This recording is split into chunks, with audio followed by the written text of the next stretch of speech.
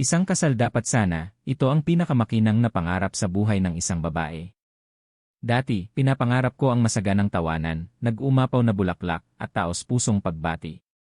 Pero sa araw na yon, ang araw na dapat ay ako ang pinakamaligayang nobya, ay naging pinakamasakit na sugat sa aking kaluluwa. Ang lahat ay dahil sa tatlong malakas na katok sa mesa at isang brutal na salita na parang sampal sa mukha. Kung walang bigay kaya, bakit pa magpapakasal? Sa sandaling iyon, malinaw pa sa isip ko, sa gitna ng marangyang kasalan sa Sampaguita Grand Hall, ang kumikinang na kristal na ilaw ay tila nanunuya sa aking sakit. Nakatayo ako sa tabi ni Mateo, ang aking asawa, ang kamay niya'y nanginginig sa kaba. Ang ilaw sa entablado ay nakakasilaw, hindi dahil sa liwanag kundi sa pakiramdam ng kahihiyan na bumabara sa aking lalamunan, hindi maibsan. Ang biyenan kong babae, si Aling Corazon, nakasuot ng matingkad na pulang ang mga mata ay matalim na parang balisong. Hindi man lang siya umiti mula sa simula ng handaan, nakaupo lang siya ng tuwid, kasing tigas ng isang estatwa. Hanggang sa tumayo ang kinatawan mula sa aming pamilya at nagsalita, dahil nag-iisa lang ang aming anak na babae, at mahal na mahal namin siya mula pagkabata, ang bigay kaya ay ipapadala na lang kapag maayos na ang dalawang bata. Ngayon, simple lang muna ang dala namin bilang simbolo. Nang marinig iyon, malakas na binagsak ni Aling Corazon ang kanyang kamay sa mesa ng 3 beses, ang tunog ay umalingaw-ngaw sa tahimik na bulwagan. Sa gitna ng pagbibigay ng salita ng NC sa mga kinatawan ng magkabilang panig, ang tunog ng pagbagsak ng kamay ay parang kulog. Kung walang bigay kaya, bakit pa magpapakasal? Inaasahan ba ng pamilya mo na libreng ibibigay ang anak ko? Walang sinuman ang nag-akala na magagawa niyang magsalita ng ganoon kadiretsyo at kabrutal. Ang aking ina, si Aling Maria, na halos hindi natulog sa pag-aalala para sa kasal ng kanyang anak, ay may hawak na baso ng tubig sa likod, at ang kanyang mukha ay namutla, na para bang ninakawan siya ng karangalan. Ako naman, natigilan.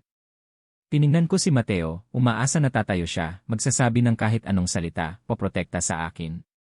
Pero yumuko lang si Mateo, ang kanyang kamay ay mahigpit na nakakapit sa kanyang pantalon sa ilalim ng mesa, at wala siyang sinabing kahit ano. Nagsimulang magbulungan ang mga bisita, ang kanilang mga usapan ay hindi na pinigil. Naku, ang biyenan, napakagrabe naman. Hindi pa man kasal, nahihiya na ang manugang, paano pa kaya ang buhay niya mamaya? Walang sinabi si Mateo, kaya alam mo na, hindi niya talaga mahal ang asawa niya. Tumulo ang luha ko paloob, ang lalamunan ko'y barado. Sabi nila, ang isang babaeng ikakasal ay parang nabuhos na tubig, pero bago pa man ako mabuhos, sinampal na ako ng mapait at nakakapanghinang salita ng taong tatawagin kong ina. Tumingin ako sa aking ina. Pinunasan ni Aling Maria ang kanyang mga luha at magsasalita sana siya. Pero inilagay ko ang kamay ko sa balikat niya at dahan-dahang sinabi, "Ma, ako na po ang bahala." Dahan-dahan akong tumayo sa gitna ng hapagkainan, ang boses ay mahinahon na para bang walang nangyari. Aling Corazon, kung sa tingin niyo po ay hindi ako karapat-dapat na maging manugang ninyo dahil wala akong bigay kaya, kung gayon, sa araw na ito, humihingi po ako ng pahintulot, hindi na natin kailangang ipagpatuloy ang piging na ito. Nagulat si Aling Corazon at tiningnan ako, naisip niya na yumuko lang ako at magtitiis. Ngunit dahan-dahan kong binuksan ang maliit na bag sa upuan, kinuha ang isang maayos, nakalaminated na papel, at inilagay ng maayos sa harap niya. Ito po ang kontrata para sa pagbili ng apartment sa Asiana City, Makati, na nagkakahalaga ng $6,400,000 na ipinangalan sa akin ng aking mga magulang bago ang kasal. Plano ko po sanang dalhin dito ang asawa ko pagkatapos ng kasal, para makapagsarili kami at hindi na po makadisturbo sa mga pamilya. Hindi ko po sinabi ng mas maaga dahil sa tingin ko po, ang kaligayahan ng mag-asawa ay hindi dapat sinusukat ng pera. Lumingon ang lahat ng bisita, at may nagbulungan, naku, binigyan na pala ng apartment ang babae, tapos sinasabihan pa na walang bigay kaya. Ang biyenan, sobrang over the top naman. Namutla ang aking biyenan. Mahigpit niyang hinawakan ang gilid ng mesa, nanginginig ang kamay, ang mga mata ay nakatutok sa papel na para bang nasusunog sa pride. Hindi niya inaasahan na ako, ang manugang na akala niya'y walang-wala, ay magagawa siyang speechless sa harap ng maraming tao. Yumuko ako at magalang na nagpatuloy, ang bigay kaya po ay sentimento, hindi material. Pero kung hinihingi niyo po ang material para husgahan ako, kung gayon, sa araw na ito, tatanggapin ko na lang po ang label na hindi ako karapat-dapat, para lang mapanatili ang aking dignidad. Dahil kung magpapakasal ako at hihiyain lang ako ng ganito, hindi ko na po kailangan. Tahimik ang aking ina sa likod, habang ang aking ama ay mahigpit na hawak ang kanyang kamao, na parabang atake na siya. Pero nanatili akong kalmado, dahan-dahang lumingon at akmang aalis na sa handaan. Sa pagkakataong ito, nagpanik si Mateo at hinawakan ang kamay ko. Babe, anong ginagawa mo? Hindi ganoon ang ibig sabihin ni Mama, nag-init lang ang ulo niya. Tumingin ako ng diretsyo sa mata ni Mateo at tinanong siya bawat salita. Tahimik ka lang mula pa sa simula, tapos ngayon sasabihin mo na wala siyang masamang intensyon. Habang ako, tinatrato na parang basura sa harap ng lahat. Kung mahal mo talaga ako, nagsalita ka na sana. Ang buong bulwagan ay parang nagyelo, ang hangin ay napakabigat, walang sinuman ang naglakas loob na huminga ng malalim.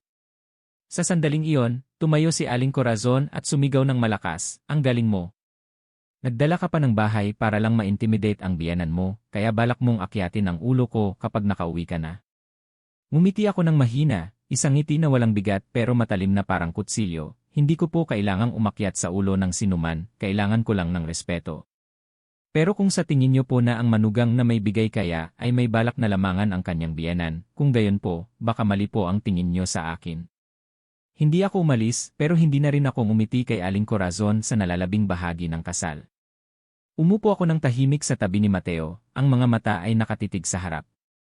Pero sa loob ng aking puso, na-decide ko na ang isang bagay. Kung magpapatuloy ang kasal na ito, hindi ko nahahayaan na baliwalain ako ng sinuman ng isa pang beses.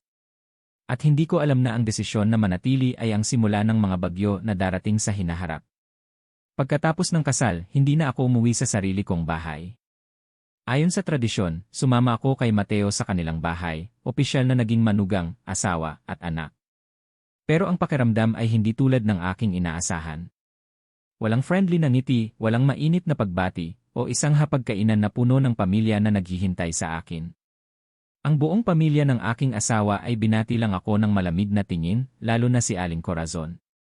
Nanatili siyang may malamig na mukha, na parabang isa akong estranghero na humihingi lang ng tulong.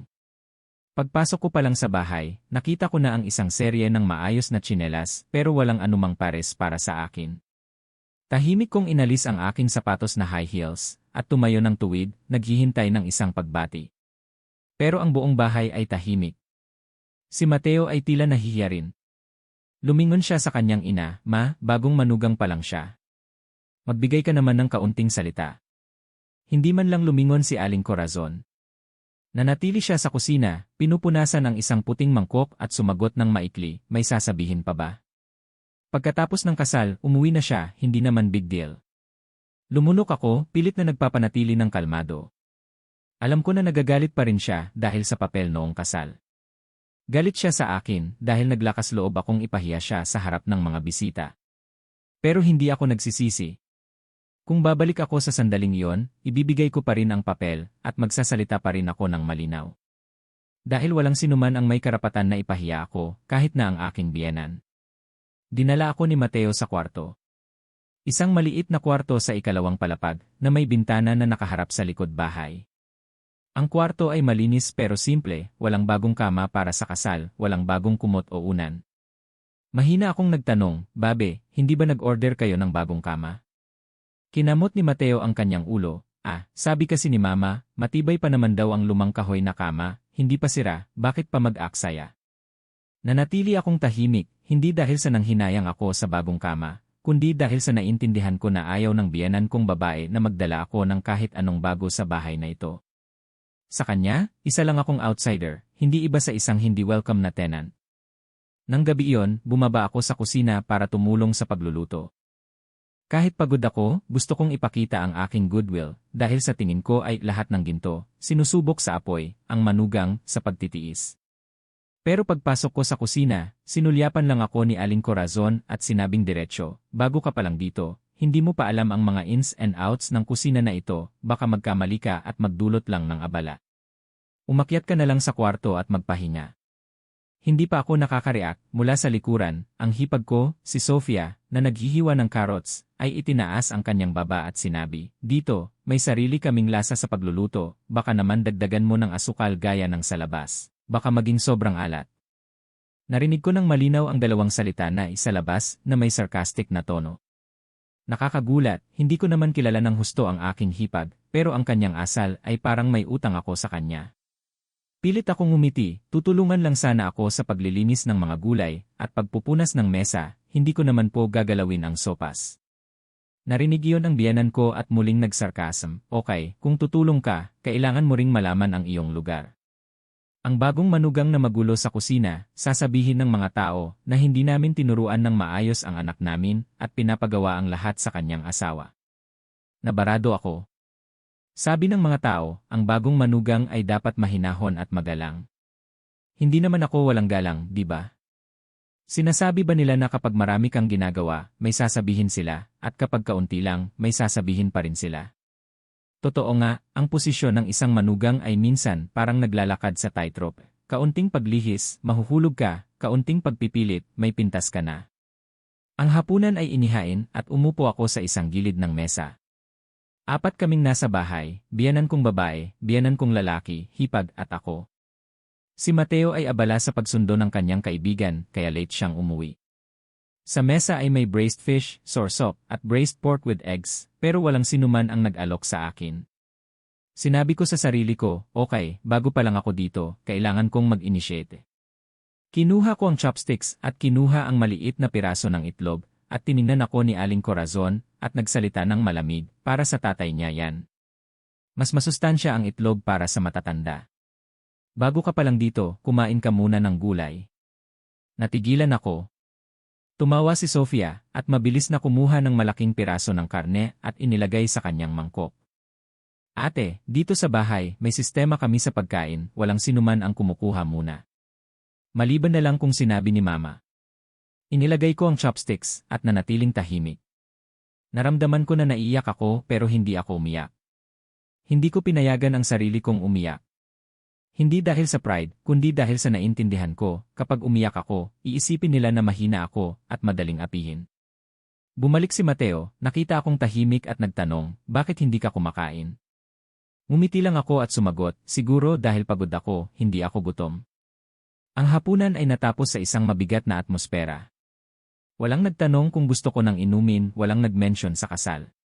Pagkatapos kumain ni Aling Corazon, tumayo siya at sinabi kay Mateo, sabihan mo ang asawa mo na gumising ng maaga bukas at walisin ang bakuran, dito sa bahay, walang natutulog hanggang tanghali. Narinig ko yon at kinagat ko ang aking labi. Alam ko na ito pa lang ang unang araw at ang totoong bagyo ay mahaba pa sa hinaharap. Nakahiga ako sa lumang kama, nakatingin sa kisame, ang puso ko'y magulo. Tinatanong ko sa sarili ko kung nagkamali ba ako ng pinili. Sapat ba si Mateo, ang taong tinatawag kong asawa, para saluhin ako sa lahat, o siya rin ay bibitaw sa akin gaya ng kanyang ginawa nang manahimik siya sa kasalan? Pero wala akong ibang choice. Manugang na ako, nagsimula na ang lahat, at hindi ako atras ng ganoon kadali. Pagkatapos ng unang gabi bilang isang manugang, maaga akong nagising. 5:00 pa lang ng umaga, ang tunog ng slippers ay umalingaw-ngaw na sa buong bahay. Bumangon ako, at bago pa man ako makapaghilamos, nasa pintuan na ang biyanan ko, ang boses ay matinis, gising na, manugang. Hindi ito ang bahay ng mga magulang mo para matulog ka hanggang tanghali. Hindi pa nawawalis ang harap na bakuran, hindi pa nalilinis ang kulungan ng aso at ang kusina. Hindi mo man lang pinunasan pagkatapos mong kumain kahapon. Nagmamadali akong magsuot ng manipis na jacket, naghilamos ng mabilis at kinuha ang walis. Ang puso ko'y nalulungkot. Akala ko, ang pagiging manugang ay para magkaroon ng pamilya at mag-alaga sa isang maliit na pamilya, hindi para i-check ang bawat galaw ko na parang isang servant. Pagkatapos kong gawin ang lahat ng trabaho, tahimik akong bumalik sa kwarto, binuksan ang drawer, at kinuha ang passbook na ibinigay sa akin ng aking ina bago ang kasal. Plano ko sana itong dalhin sa bangko para kumuha ng sub-account para ma-monitor ko ang balance. Iyon ang totoong bigay kaya, hindi lang ang kontrata ng apartment. Ang passbook na may halos $1 milyon ay tahimik na inilagay ng aking ina sa aking pangalan, ibinigay niya sa akin sa araw ng engagement. Binuksan ko ang passbook, at sa unang pahina ay nakasulat ang pangalan ko at ang balanse na $1 milyon term na 12 buwan. Binaliktad ko ang ilang pahina sa seksyon ng mga transaksyon, bigla akong natigilan. Ang mga salita ay malinaw na nakasulat pagkatapos mismo ng araw ng kasal, withdrawal of the entire principal and interest. Over-the-counter transaction, signed Irlana. Natigilan ako, nanginginig ang mga kamay ko. Hindi pa ako nakakapunta sa bangko pagkatapos ng kasal. Hindi pa ako nagwi-withdraw ng kahit isang sentimo. Kung gayon, sino? Sino ang makakagawa nito? Agad akong tumakbo sa aking lumang bag para maghalongkat. Ang susi ng drawer ay nandoon pa, pero ang passbook ay na-move, na para bang may humawak nito at ibinalik sa maling posisyon. Isang malamig na pakiramdam ang dumaloy sa aking likod. Agad kong naisip ang biyanan kong babae. Si Aling Corazon ang tanging tao maliban sa asawa ko na alam kung saan ko inilagay ang passbook. Kahapon nang bumaba ako para kumain, nakalimutan kong i-lock ang drawer, at sa araw na yon, na-withdraw ang lahat ng pera. Sinikap kong manatiling kalmado, dinala ko ang passbook sa ibaba, nagpanggap na nagtatanong sa biyanan ko, "Ma, sa susunod na araw po, plano kong pumunta sa bangko para magdagdag ng pera sa Dory passbook na ibinigay sa akin ng aking ina. Pero napansin ko po na nawalan ng pera ang account. May alam po ba kayong pumasok sa kwarto ko?" Si Aling Corazon ay naglilinis ng gulay, hindi siya tumingala, umisi lang siya, "Sino naman ang may oras na pumasok sa kwarto mo? At anong passbook? Akala ko, sinabi ng pamilya mo na wala kang bigay kaya." Tumingin ako ng diretsyo sa kanyang mukha, at mahinang sinabi, "Hindi ko po sinabi na wala, hindi lang po ako nagdala dahil naghintay pa po akong matapos ang kasal bago ko po ayusin. Ma, ito po ang pera na pinaghirapan at inipon ng aking mga magulang. Kung may nakakuha po ng hindi sinasadya, umaasa lang po ako na makakapag-usap po tayo ng malinaw, ayoko pong magduda." Sa pagkakataong ito, tumingala siya at tiningnan ako, ang mga mata ay naging parang ahas, "Kaya ang ibig mong sabihin, pinaghihinalaan mo ako na kumuha ng pera, di ba? Sa tingin mo, magnanakaw ang biyenan mo?" Nanatili akong tahimik, nagsimulang maging tense ang atmosfera. Pumasok si Sofia mula sa labas, at narinig niya ang usapan at agad siyang sumali. "Naku, 2 araw pa lang na manugang, gumagawa na ng kwento na magnanakaw ang pamilya ng asawa niya. Napakahirap ba ng pamilya mo at ganoon mo kahigpit bantayan ang kaunting pera na yan?" Mahigpit kong sinara ang aking kamay. Ayoko ng away, pero hindi ko rin hahayaan na nakawin ang pera ko, at pagkatapos ay akusahan ako na gumagawa ng kwento. Pagka-uwi ni Mateo, agad ko siyang hinila sa kwarto. Ibinigay ko sa kanya ang passbook, at itinuro ang seksyon kung saan na-withdraw ang lahat ng pera. "Tingnan mo, hindi ko ito na-withdraw. Malinaw na may gumaya sa pirma ko." Pinaghihinalaan ko na may pumasok sa kwarto at kumuha ng passbook. Tiningnan ni Mateo ang passbook at dahan-dahang nagtanong, "Sigurado ka? Baka pumunta ka sa bangko noon at nakalimutan mo lang, o baka ang nanay mo ang nag-withdraw?" Natigilan ako. "Sa tingin mo ba'y nag-withdraw lang ang nanay ko para sa sake of it? Ang nanay ko mismo ang nagbigay sa akin, at sinabi niya na itago ko ito ng maayos, huwag sabihin sa sinuman kung saan ko inilagay, para may magagamit ako kapag may problema." Umupo si Mateo sa upuan, frustrated at napabuntong hininga. Pagkatapos ng ilang sandali, sinabi niya na parang hindi niya sinasadya. "Kaninang hapon, pumasok si Mama sa kwarto natin para magpunas ng alikabok. Siguro nakita niya ang passbook kaya may nagawa lang siya. Tatanungin ko si Mama." Mahina kong hinawakan ang kanyang kamay, "Huwag mong tanungin. Kailangan mong hingin kay Mama na magpaliwanag dahil hindi ito maliit na bagay." Nang gabi na yon, habang kumakain ang buong pamilya, tahimik ako. Si Aling Corazon ay kalmado, pero ang kanyang mga mata ay tumingin sa akin ng kasing lamig ng yelo. Naiintindihan ko, alam niya na may duda ako. Pagkatapos ng hapunan, naglakas loob si Mateo na magtanong, "Ma, nakita po namin ni Lana na nawalan ng pera ang passbook ng asawa ko, at hindi pirma ni Lana ang nandoon. May alam po ba kayong pumasok sa kwarto namin?" Ang buong mesa ay naging tahimik. Ibinagsak ni Sofia ang kanyang chopsticks nang may malakas na tunog. "Naku, ano ba nang pinaghihinalaan ni ate?" At idinamay pa niya ang buong pamilya.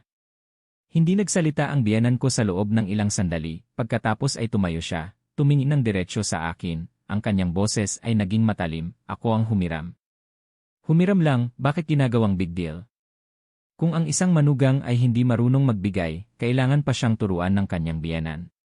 Tumitig ako sa kanya at nagtanong, "Kung humiram ka, bakit hindi mo ako tinawag? Hindi ko naman po ipagdadamot. Pero ginaya niyo ang pirma ko, pumasok kayo sa kwarto ko ng palihim, hindi ba't yan ay pagnanakaw?" Ang biyenan kong lalaki, na tahimik lang, ay biglang nagalit. Anong klaseng salita yan? Humiram lang ng pera ang biyenan mo, hindi naman niya kinuha ng tuluyan, bakit mo sinasabing magnanakaw siya? Tumawa ako, pero ang luha ay handa nang bumagsak. Umaasa lang po ako na titingnan ako ng pamilya ng asawa ko bilang bahagi ng pamilya, pero kung tingnan niyo po ako bilang estranghero, sana po ay igalang niyo ang aking personal na ari-arian.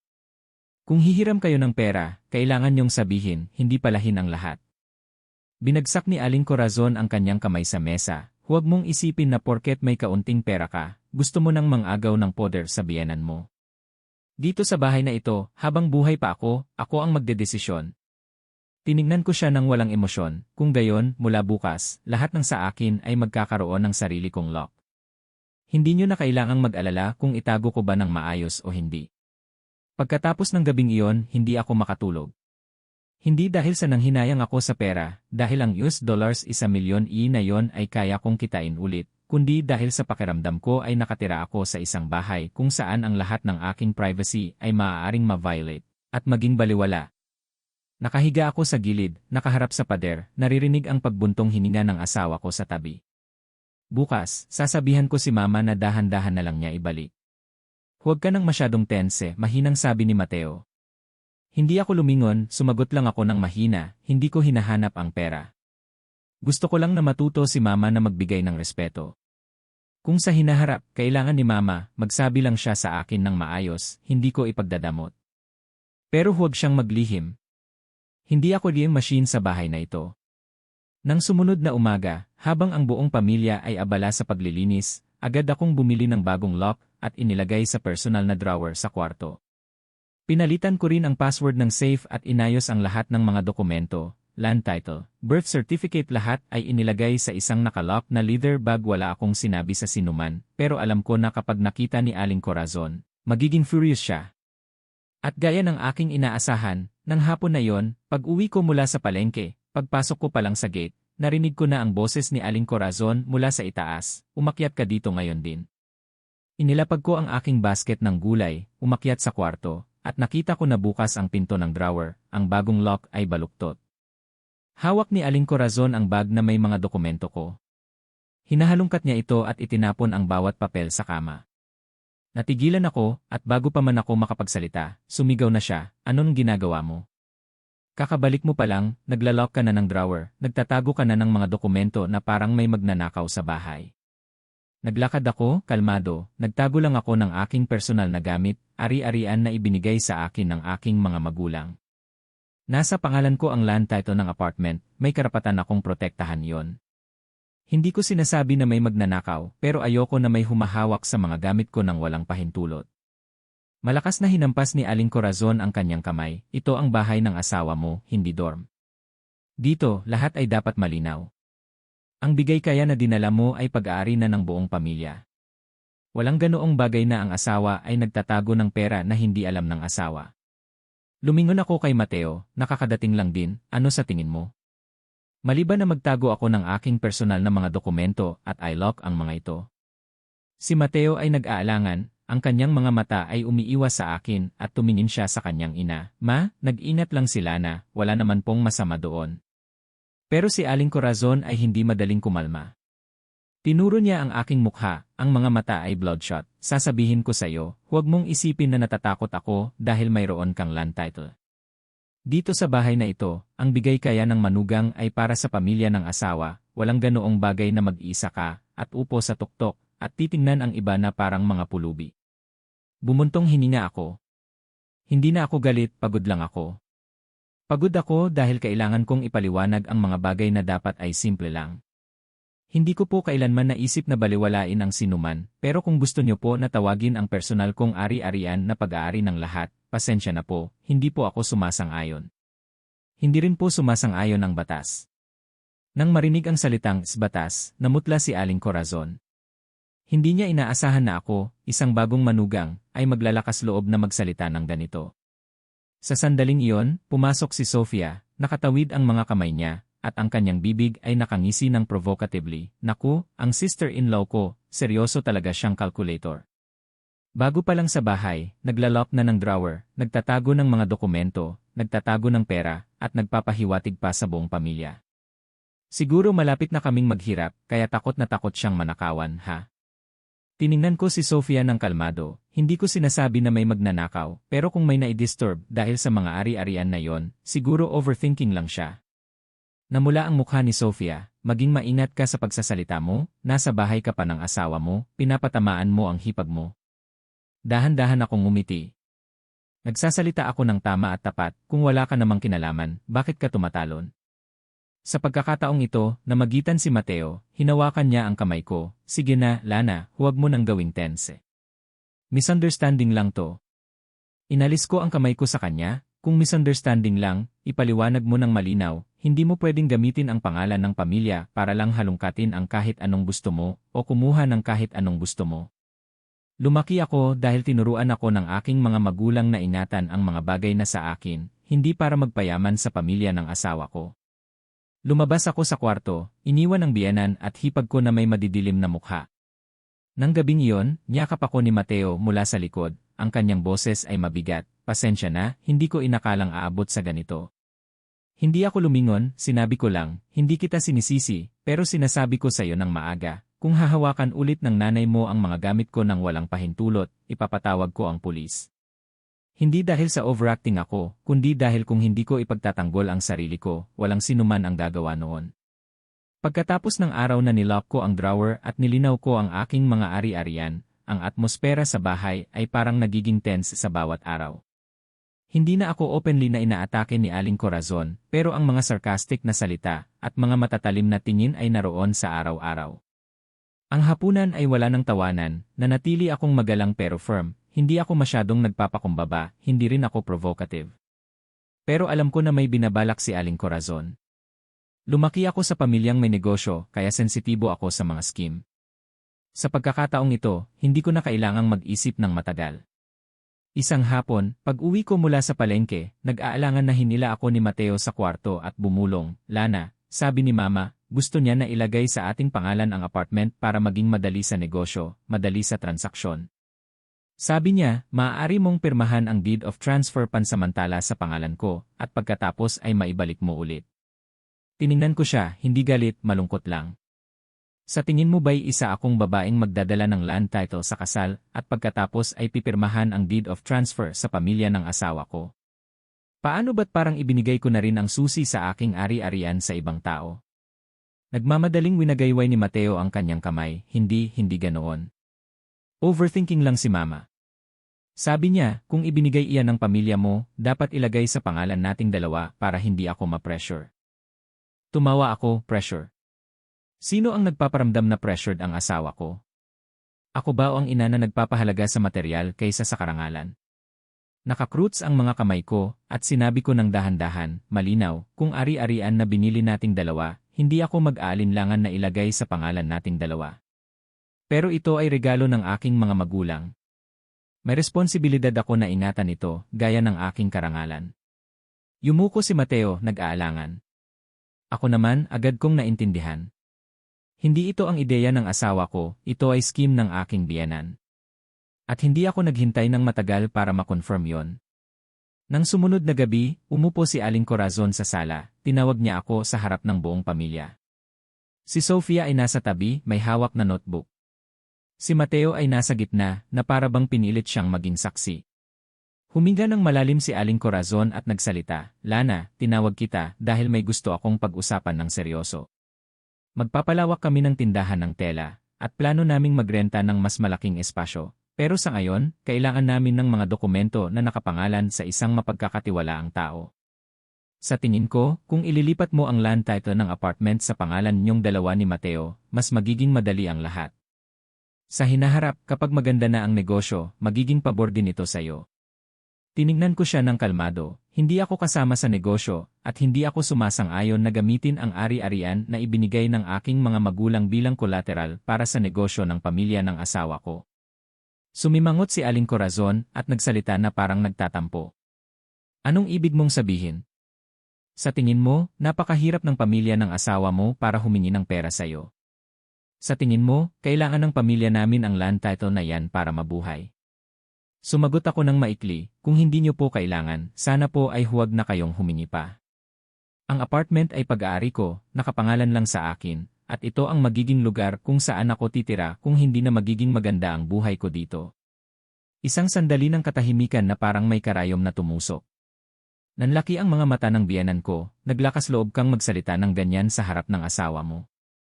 Ang ibig mong sabihin, pinaplano mo na ang hiwalayan. Direkta akong sumagot, walang sinuman ang nagnanais na makipaghiwalay, pero walang sinuman ang nagnanais na maging estranghero sa isang lugar na nagpapahalaga sa ari-arian kaysa sa pagiging tao. Kung kailangan kong umalis, kahit papaano mayroon akong uwian. Sa sandaling iyon, sumigaw si Aling Corazon, kung ganoon, huwag ka nang tumira dito. Umalis ka na sa bahay na ito. Dalhin mo ang lahat ng bigay kaya, dalhin mo ang lahat ng dignidad mo. Tumayo ako, walang luha na bumagsak sa aking mga mata. Tiningnan ko si Mateo, nakita mo na. Hindi ko kailangan na ipagtanggol mo ako, pero gusto ko na makita mo ng malinaw, sa pagitan namin ng nanay mo, sino ang nagsisikap na mag-ingat, at sino ang nagsisikap na mangagaw. Nanatili si Mateo ng tahimik. Iyon ang kanyang sagot. Tumalikod ako at akyat na sana sa kwarto nang tumunog ang doorbell. Lumingon si Aling Corazon kay Sofia, buksan ang pinto. Sino yan? Pagkatapos ng ilang sandali, nagmamadaling pumasok si Sofia, ang kanyang mukha ay nagbago. Ma, ang nanay po ni Ate Lana ang dumating. Nagulat ako. Bakit dumating ang nanay ko sa oras na ito? Mabilis akong lumabas sa bakuran. Ang nanay ko, si Aling Maria, nakasuot ng brown na ang buhok ay maayos, may hawak na maliit na leather bag. Ang mukha ng nanay ko ay kalmado gaya ng dati, pero ang kanyang mga mata ay unusually matigas. Tumango siya bilang pagbati.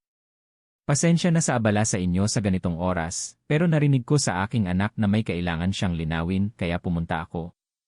Galit pa rin si Aling Corazon, at bago pa man siya makapagsalita, binuksan ng nanay ko ang bag, kinuha ang notarized copy ng land title ng apartment. Direkta niya itong ibinigay sa akin, ingatan mo ito. Ito ang copy. Ang original ay inilagay ko na sa bangko. Kung may gustong gumamit, kailangan ng pirma mo. At sinabihan ko na rin ang bangko na i-save ang fingerprint mo sa file. Kinuha ko ito, ang mga mata ko ay watery.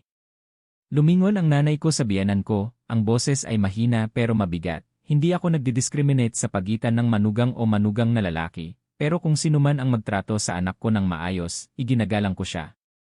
Kung sino man ang titingin sa anak ko na parang walking lil, ipagtatanggol ko siya hanggang sa dulo. Ang atmosfera ay napakabigat na nakakasakal.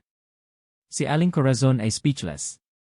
Si Sofia naman ay yumuko at hindi naglakas loob na magsalita. Ako lang ang nakatayo doon, at naramdaman ko na parang may liwanag na nagliliyab sa aking puso. Hindi ako nag-iisa. Pagkatapos umalis ng nanay ko, ang atmosfera sa maliit na bahay ay naging mabigat na parang may bato na nakadagan sa aking dibdib.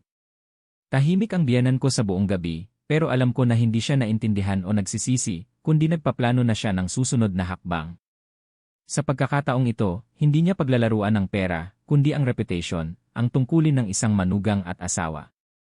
Namuhay pa rin ako gaya ng dati, gumigising ng maaga para magwalis ng bakuran, pumunta sa palengke, magluto, at sa gabi, inaalagaan ko ang sarili ko. Hindi ko na inulit ang tungkol sa land title, at hindi ko na rin tinanong ang asawa ko tungkol sa kanyang asal noong araw na yon. Dahil naiintindihan ko, kung patuloy na ulitin mo ang isang bagay at ang kabilang panig ay nananatiling tahimik, ibig sabihin, pinili na nila ang kabilang panig. Ang hindi ko inaasahan, ang susunod na gagawin ni Aling Corazon ay ganito kabrutal. Isang Biyernes ng hapon, pagkatapos kong maglinis ng kusina, pumasok si Sofia mula sa kung saan, itinapon niya sa mesa ang isang medical receipt, ang kanyang boses ay matalim na parang talim ng kutsilyo. Ate, sa tingin ko, may edad ka na. Matagal ka na sa bahay ng asawa mo pero wala ka pa ring baby. Dapat magpa-check up ka na, baka may problema ka. Natigilan ako, ang mga mata ni Sofia ay hindi nagbibiro. Hindi niya sinabi iyon ng spontaneously, may nag-udyok sa kanya. At alam ko kung sino yon. Nanatili akong kalmado, tumingin ako ng diretsyo sa kanya, ang pagkakaroon ng anak ay tadhana, hindi ako nagmamadali. Ikaw, bata ka pa, matuto ka muna na maging tao, dahil sa tingin ko, kulang ka pa sa ganoon. Kinagat niya ang kanyang labi para sumagot, at lumabas ang biyenan ko sa kwarto. Nakakroots ang mga kamay, ang boses ay puno ng hidden meaning, sinasabi mo ang totoo. Sa bahay na ito, lahat ay umaasa na magkakaroon ng apo. 3 buwan na ang kasal, pero flat pa rin ang tiyan, walang gumagalaw, kailangan itong tingnan. Tiningnan ko siya, ang puso ko'y malakas na tumibok. 3 buwan? Higit sa 3 buwan na mula nang ikasal kami, hindi pa ako nabubuntis, pero hindi rin naman kami nagmamadali ng asawa ko. Bata pa kami, at nasa simula pa lang ng aming pagiging mag-asawa, kailangan naming maging stable muna. Ang mahalaga, hindi pa ako na-diagnose na hindi makakapag-anak. Mahina akong sumagot, kung nagmamadali kayo, sabihin niyo po ng diretsyo, wala akong itatago. Pero sa tingin ko, ang pagkakaroon ng anak ay desisyon ng mag-asawa. Walang sinuman ang may karapatan na pilitin o insultuhin ang ibang tao sa pamamagitan ng pagtawag sa kanya na flat ang tiyan o walang gumagalaw. Nanlaki ang mga mata ni Aling Corazon, aba, sinasagot mo pa ako. Sino ka para magsalita ng ganyan? Hindi kailangan ng bahay na ito ng isang flower vase na alam lang ay tumayo ng tahimik. Sasabihin ko sa'yo, baka may sakit ang pamilya nyo. Mayroon bang nanay na may sakit at ang anak ay may sakit din? Natigilan ako. Naglakas loob siyang insultuhin ang aking ina. Mahigpit kong sinara ang aking kamay pero ang aking boses ay kalmado. Maaari niyo akong kamuhian, pero huwag niyo pong isali ang nanay ko. Hindi niyo alam kung gaano ang sakripisyo ng nanay ko para lang palakihin ako. At wala kayong karapatan na insultuhin ang taong wala rito. Sinabi ni Aling Corazon bawat salita, ang galing mo, ang daldal mo. Pero mag-anak ka. Kung makakapag-anak ka, saka tayo mag-usap tungkol sa moralidad.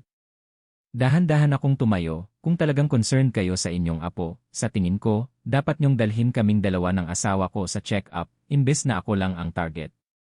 Sino ba ang nagsasabing walang problema ang anak ninyo? Si Aling Corazon ay parang binuhusan ng malamig na tubig, si Sofia naman ay nanlaki ang mga mata. Pero hindi ako overreacting, nagsasabi lang ako ng totoo. Nang sumunod na araw, nagpunta ako sa check-up at ang resulta ay normal. Malusog ang matris, maganda ang hormones, walang problema ang mga ovaries. Hawak ko ang resibo mula sa doktor at inilagay ko sa harap ng biyenan ko. Tingnan niyo po, wala po akong problema. Kung hindi pa rin po kayo naniniwala, sumasang-ayon po akong magpa-check up kasama si Mateo. Kung ako ang may problema, aalis ako sa bahay na ito. Pero kung ibang tao ang may problema, ano nang gagawin niyo? Kinuha ni Aling Corazon ang papel, nanginginig ang kamay, pero wala siyang sinabi. Binaligtad niya ito ng paulit-ulit, bumubulong siya ng kung ano. Nang gabing iyon, narinig ko ang usapan niya at ni Sofia sa kwarto. Sinabi ni Sofia, Ma, kung hindi mo na siya awayin, akyat na siya sa ulo mo. Sabihan mo na lang si Kuya Mateo na humanap ng ibang babae na makakapag-anak sa kanya, hindi naman gusto ni ate na magka-baby, siguro gusto lang niyang panatilihin ang katawan niya. Sumagot si Aling Corazon, hahanap ako ng ibang babae na kapamilya natin. Kung may mangyari, mayroon tayong here. Natigilan ako sa labas ng pinto. Nagplano sila na hanapin ako ng replacement. Bumalik ako sa kwarto, ang mga mata ko'y watery. Tiningnan ko si Mateo at tinanong ko siya ng diretsyo, kung isang araw, pipilitin ka ng nanay mo na magpakasal sa ibang babae dahil wala pa akong anak, sino ang pipiliin mo? Tahimik si Mateo sa loob ng mahabang oras at pagkatapos ay sinabi niya, umaasa lang ako na hindi mo gagawin si mama na magalit. Matanda na siya kaya overthinker siya. Umiti ako pero nanginginig ang labi ko. Hindi siya sumagot, ibig sabihin handa na siya. Kung gayon, maghahanda ako para sa sitwasyon na yan ng mas maaga kaysa sayo. Nag-aalangan si Mateo, ano ng plano mo? Tumingala ako sa kanya, ang aking mga mata ay wala ng luha, temporary separation. Nang maagang umaga na yon, habang ang buong pamilya ay natutulog pa, tahimik kong inayos ang aking mga damit, dokumento, at personal na gamit. Hindi ako nagdala ng marami kung ano lang ang sa akin. Hindi dahil sa gusto kong gumawa ng gulo, kundi dahil sa naintindihan ko na ang aking tahimik na pagtitiis sa loob ng maraming buwan ay walang tulong. Nagpapakita lang ito sa ibang tao na mahina ako, madaling imold, madaling paalisin sa buhay nila kahit kailan. Nag-iwan ako ng sulat, inilagay ko ito sa mesa sa sala, handwritten, maayos ang bawat linya na parang isang tahimik na paalam, walang blaming, walang sama ng loob. Sinulat ko, para po kay Mama, humihingi po ako ng pahintulot na manirahan sa labas sa loob ng ilang panahon para makita ko ang sarili ko at para magkaroon din kayo ng oras para makita ako. Hindi po ako galit o may sama ng loob, pagod lang po ako.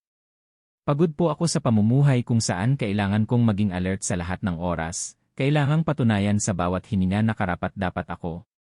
Kung ang isang babae ay magiging manugang at kailangang bayaran ito ng kanyang dignidad, karakter, kalusugan at kaligayahan para lang makatira sa pamilya ng asawa, kung gayon po, mas pipiliin ko na umalis bago maubos ang lahat ng tiwala ko. Hindi po ako nagdala ng kahit anong bagay maliban sa paniniwala na ang sinumang magtrato sa akin ng maayos ay tatanggap din ng kabutihan. Sincerely, ang inyong manugang na si Lana. Nagrenta ako ng maliit na apartment malapit sa aking opisina, pansamantalang namuhay ng mag-isa. Hindi ko sinabi sa aking ina, hindi ko rin sinabi sa mga kaibigan, nag-text lang ako sa asawa ko, umalis na ako. Kapag gusto mo na talagang maging asawa, hanapin mo ako bilang isang asawa. Akala ko magiging tahimik ako sa loob ng ilang araw, kahit papaano, makakahinga ako ng maluwag pagkatapos ng maraming buwan ng pressure. Pero hindi ko inaasahan na pagkatapos ng isang araw, ang tawag mula sa asawa ko ay magpapalamig sa akin. Bumalik ka ba? Si Mama, nakaluhod sa gitna ng bahay, umiiyak at tinatawag ang pangalan mo. Mahigpit kong hawak ang telepono, hindi ako makapaniwala. Madalas kong ini-imagine ang maraming sitwasyon. Ang biyenan ko ay magpapakalat ng tsismis na iniwan ko ang asawa ko, magpapakalat ng balita na hindi ako makakapag-anak at gagawa ng mga drama. Pero ang biyenan ko ay nakaluhod at umiiyak na tinatawag ang pangalan ko. Nagtanong ako ulit, ang boses ko ay nanginginig, sabihin mo sa akin ng malinaw kung ano ang nangyari. Umiiyak si Mateo, si Tito John, ang kapatid ni Papa, pumunta sa bahay para kausapin si Mama. Pinintasan niya si Mama tungkol sa kanyang pagtrato sa manugang niya at nagsalita siya ng malakas. Pagkatapos ay nawalan si Mama ng malay at nang magising siya, inaalala niya ang sulat na sinulat mo at nakaluhod siya sa gitna ng sahig, umiiyak at sumisigaw, Lana, bumalik ka na, nagkamali ako. Natigilan ako. Si Aling Corazon, ang babaeng walang awa na ininsulto ako, ay nakaluhod at umiiyak dahil sa akin. Sumakay ako ng taxi at bumalik sa bahay. Pagpasok ko pa lang sa gate, nakita ko siya na nakaupo sa sahig, ang mukha ay haggard, at ang kanyang kamay ay nanginginig pa rin sa sulat na sinulat ko. Nakaluhod si Sofia sa tabi, ang mukha ay basa ng luha, habang ang biyenan kong lalaki ay nakaupo sa sulok, ang kanyang mukha ay thoughtful at hindi nagsalita. Tumakbo si Mateo para hilahin ang kamay ko, Lana, hinihintay ka ni Mama mula pa kaninang umaga, hindi pa siya kumakain. Pumasok ako at yumuko ako para tingnan ang biyenan ko. Tuminala siya sa akin, ang kanyang dalawang mata ay namumula pero wala na ang matalim, mapait na tingin gaya ng dati. Umiyak siya, ang kanyang boses ay nanginginig gaya ng isang bata, Anak, nagkamali ako, napakasama ko. Nabulag ako kaya hindi ko nakita na mabuti kang tao. Nanatili ako ng tahimik, ang puso ko ay parang pinipiga. Siya ay nabulol, bumalik ka na, hindi na ako magsasabi ng kahit ano. Ang tungkol sa bahay, ang tungkol sa mga bata, hindi na kita pipilitin. Huwag kang aalis, natatakot ako. Umupo ako at hinawakan ko ang kanyang kamay. Ang kamay na dating humawak ng baston na itinuro sa akin, na nagtapon ng mga salita na parang kutsilyo, ngayon ay nanginginig, frail na parang gusto na lang sumuko. Umiyak ako, Ma, hindi po kita kinamumuhian, pero hindi po ako makapamuhay kapag tinatrato akong outsider sa sarili kong bahay. Pagod po ako dahil kailangan kong maging alert sa lahat ng oras, matakot, at ipagtanggol ang sarili ko. Umiyak si Aling Corazon, alam ko. Nang basahin ko ang sulat mo, nakita ko na may respeto ka, may dignidad ka. Ako ang may kasalanan, naging manugang ako at naging biyenan pero hindi ako natuto na mahalin ang ibang tao. Niyakap ko siya. Sa unang pagkakataon mula nang ikasal ako, talagang naramdaman ko ang tibok ng puso ng biyenan ko, hindi mula sa logic kundi mula sa puso. Umiyak din si Sofia, Ate, mali rin ako, akala ko hambog ka dahil may pera ka, hindi ko akalain na napakabait mo pala. Tiningnan ko siya, at mahina akong tumango, hindi ko kailangan na ma-impress ang sinuman, gusto ko lang na mabuhay bilang tao, na irespeto, na mahalin, sapat na yon. Lumingon ako kay Mateo, ang kanyang mga mata ay watery. Salamat sa pagtawag mo sa akin. Mahina kong sinabi. Nang araw na yon, hindi na ako bumalik sa rented apartment. Nanatili ako hindi dahil sa pinatawad ko na siya, kundi dahil sa gusto kong magsimula ulit sa isang pusong nasaktan pero hindi nawalan ng pag-asa. Mula ng araw na iyon na lumuhod si Aling Corazon at humingi ng paumanhin, ang atmosfera sa bahay ay nagbago. Hindi na siya tense, hindi na siya naghahanap ng problema sa bawat salita. Sa tuwing magigising ako sa umaga, handa na ang tubig para sa akin para maghilamos. Sa hapunan, inilalagay niya ang pagkain ko ng maayos, hindi na tulad ng "welcome but you're not" na estilo. Minsan, siya pa ang nagbuhos ng tubig at nagtanong, "Lana, okay lang ba sa iyo ang lasa ng pagkain? Kung hindi, babaguhin ko para sa panlasa mo." Nagulat ako, hindi ko inakalang magtatanong si Aling Corazon ng ganito kahinahunan. Hindi na rin nagpo-provoke si Sofia gaya ng dati. Minsan, bumababa siya sa kusina para tulungan akong maglinis ng gulay, at minsan ay niyayaya pa niya akong manood ng pelikula. Ang buong pamilya ng asawa ko ay parang nagsuot ng bagong damit, mas malambot, mas mahinahon, at mas considerate. Nagsimula akong huminga ng maluwag. Naisip ko na siguro, pagkatapos ng lahat, natuto na silang magsisi. Siguro nahawakan ko ang isang bahagi ng kanilang conscience. Siguro ang pagmamahal ay hindi nagsisimula sa initial affection, kundi sa isang collision na sapat para gisingin ang isang tao. Pero ang puso ng tao ay minsan parang tahimik na tubig, kapag hinawakan mo, makikita mo ang ilalim. Pero kung masyado itong tahimik, baka may undercurrent sa ilalim. Nagsimula akong magduda nang magtanong ang biyenan ko, "Lana, libre ka ba sa susunod na linggo? Gusto kitang isama sa lugar na bubuksan namin na tindahan ng tela para tignan kung maganda ang feng shui." Narinig niya sa mga tao na ang mga babae ay may swerte sa negosyo, at ang pagpunta ko ay magdadala ng swerte. Nagulat ako pero tumango ako. Siya ay nagpapakita ng goodwill, ayoko ring gumawa ng tension. Nang araw na yon, sumama ako sa kanya at kay Sofia para tingnan ang lugar. Si Aling Corazon ay naging masaya, binilhan pa niya ako ng malamig na herbal drink, naglalakad siya at nagchika tungkol sa kung gaano kahirap ang kanilang negosyo noon. Bumulong pa siya sa akin, "Plano ko na ipangalan sa inyong mag-asawa ang tindahan ng tela, matanda na ako, hindi na ako magnenegosyo pa. Ano sa tingin mo?" Hindi ako agad sumagot, umiti lang ako ng kaunti. Pero nang gabi na yon, pagbalik ko sa kwarto, tiningnan ko ang aking telepono at bigla akong nakakita ng isang hindi normal na bagay. Ang isang banking API ay nag-report na may nag-login mula sa isang kakaibang device isang araw na ang nakalipas. Nagulat ako, hindi pa kailanman nahawakan ng iba ang aking telepono. Madalas ko ring binabago ang aking password. Agad kong tiningnan ang mga transaksyon. Walang anumang pagbabago, pero ang nakapagpaduda sa akin ay may nagtangkang mag-login ng maraming beses bago yon. Tiningnan ko ang paligid ng kwarto, ang lock ng drawer ay nandoon pa rin pero parang may nagtangkang buksan ito. Nagdesisyon akong mag-imbestiga ng tahimik. Nang sumunod na gabi, nagpanggap akong aalis pero bumalik ako ng maaga. Pagpasok ko pa lang sa hallway sa ikalawang palapag, nakita ko na bahagyang bukas ang pinto ng kwarto ni Sofia at naririnig ko ang tunog ng keyboard. Tahimik akong lumapit at magsasalita sana ako nang marinig ko ang mahinang boses niya sa telepono, mukhang naniniwala na siya. "Magpakita ka lang ng soft side sa loob ng ilang araw at hanapin ang paraan na mahiram ulit ang land title." Sinusubukan ko pa ring i-access ang account niya pero hindi ko magawa. Bukas, maglalagay ako ng mini camera sa kwarto niya. Parang binuhusan ako ng malamig na tubig. Hindi ako nagkamali sa narinig. Siya at ang biyenan ko ay nagpapanggap lang, naghahanap ng paraan para makuha ang apartment na nakapangalan sa akin, ang ari-arian na iniwan ng aking mga magulang. Hindi ako agad pumasok sa kwarto, tahimik akong bumalik sa ibaba, umupo ng tahimik sa dilim, ang puso ko ay parang nasusunog. Kung gayon, ang lahat ng gentleness at pagmamahal ay acting lang, isang performance na may simula at katapusan, na may assigned roles. Tinanong ko ang sarili ko, kung hindi ko nalaman ng maaga, ano ang gagawin nila pagkatapos? Maglalagay ng kamera, gagayahin ang aking account, at pagkatapos ay akusahan ako na nagtatago ng pera. O mas masahol pa, hahanapin nila ang paraan para gawing collateral ang aking ari-arian. Nakalimutan ko ang lahat hanggang sa gabi, hindi ako umiyak, hindi ako galit, nilalamig lang ako.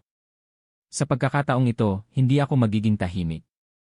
Nang sumunod na umaga, naghanda ako ng 3 kopy ng land title. Kasama ang notarized commitment letter, walang sinuman maliban sa akin ang may karapatan na gamitin o ilipat ang apartment. Kung walang written agreement mula sa akin. Inilagay ko ang bawat isa sa hapagkainan, kung saan naghahanda ang pamilya para sa almusal. Ang atmosfera ay naging tahimik. Tiningnan ko ang biyenan ko, ang aking mga mata ay malamig. Ma, nagpapasalamat po ako sa inyo at kay Sofia sa maayos na pagtrato sa akin sa loob ng ilang araw. Pero natuklasan ko po na may nagtangkang mag-log-in sa aking bank account nang walang pahintulot. At narinig ko rin po ang tawag sa kwarto ni Sofia kagabi. Natigilan si Aling Corazon, si Sofia ay namutla at nabagsak niya ang mangkok ng lugaw. Nanlaki ang mga mata ni Mateo, hindi niya naintindihan kung ano ang nangyayari. Nagpatuloy ako sa pagsasalita, hindi humihinto, hindi ko kailangan ng inyong totoong pagmamahal, pero kung sa tingin niyo po na isa akong tanga na hahayaang gawin ang kahit anong gusto niyo, pasensya na po, hindi po ako ganoon.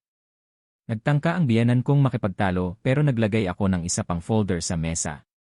Sa labas ay malinaw na nakasulat, Petition to the authorities to check for illegal listening devices. Tiningnan ko siya ng diretsyo, hindi ko pa po ito isinasumite. Pero kung patuloy kayong mag-a-acting ni Sofia, isusumit ko ito. Walang sinuman ang nagsalita. Lahat ng justifications ay walang kabuluhan sa sandaling ito. Tumayo ako, dahan-dahang sinabi ang huling pangungusap, noong nakaraan, bumalik ako dahil lumuhod ka. Sa pagkakataong ito, kung may mangyari pa ulit, kahit na magmakaawa ka, hindi na ako babalik dito. Pagkatapos ng umaga na yon na inilagay ko ang lahat ng notarized documents sa hapagkainan, ang pamilya ay lumubog sa isang mahabang katahimikan sa loob ng maraming araw. Walang sinuman ang naglakas loob na magsalita, walang anumang pagpapaliwanag, walang anumang paghingi ng paumanhin. Si Aling Corazon ay namuhay ng normal pero hindi na siya masayahin. Sa tuwing bababa ako sa kusina, tahimik siyang umiiwas, hindi tumitingin, hindi nagsasalita. Si Sofia naman ay naglalok sa kanyang kwarto at hindi man lang lumalabas. Sa bawat hapunan, kami na lang ni Mateo ang magkaharap, tahimik na umunguya sa bawat kutsara ng malamig na kanin. Maraming beses akong tiningnan ni Mateo na parang may gustong sabihin, pero tumahimik siya, ang kanyang mga mata ay hindi matatag gaya ng dati, na parang nasa gitna siya ng dalawang bangin. Naiintindihan ko na nasa awkward situation siya, pero naiintindihan ko rin ng mas malinaw kaysa kailanman, na ang isang lalaki na walang lakas ng loob na tumayo sa tamang panig ay hindi rin magkakaroon ng lakas na protektahan ang sinuman. Hindi ako nakipag-away, hindi rin ako umalis. Naghintay ako. At pagkatapos, dumating din ang hinihintay ko. Nang gabing yon, tinawag ako ni Mateo sa isang coffee shop na malapit sa bahay. Umulan ng mahina, at ang tunog ng ulan ay nakihalubilo sa tunog ng kutsara na tumatama sa baso, na parang tumatagos sa puso. Nakaharap siya sa akin, ang kanyang kamay ay patuloy na hinihimas ang tissue. Lana. Nagsimula siya, ang kanyang boses ay mababa, pasensya na sa lahat ng nangyari. Alam ko na marami kang tiniis. Mahina akong tumango. Hindi ko na kailangan ng paghingi ng paumanhin dahil huli na ang lahat. Tiningnan ako ni Mateo ng diretsyo sa mata at sinabi niya ang hindi ko inaasahan, kinausap ko si Mama. Nagsuggest ako na ibenta ni Mama ang bahay sa probinsya at hatiin ang pera para magkaroon siya ng sariling buhay at hindi na umaasa sa'yo. Ako naman, iniisip kong mag-apply ng transfer sa trabaho sa Manila. Kailangan ko ng oras para pag-isipan ang lahat, siguro dapat maghiwalay muna tayo pansamantala. Hindi ako shocked, naramdaman ko na parang gumaan ang pakiramdam ko. Bumuntong hininga ako, ang aking boses ay kalmado, hindi mo kailangang pumunta sa malayo. Hindi na natin kailangang maghiwalay para mag-isip. Dahil nakikita ko na ng malinaw, sa pagitan namin ng nanay mo, kung kailangan mong pumili, susubukan mo pa ring nasa gitna, imbes na hawakan ang isang kamay ng mahigpit. Yumuko si Mateo. Hindi ko na siya sinisisi, dahil alam ko rin na may mga tao na hindi sapat ang lakas para pumili ng tama, kahit na mabuti ang kanilang intensyon.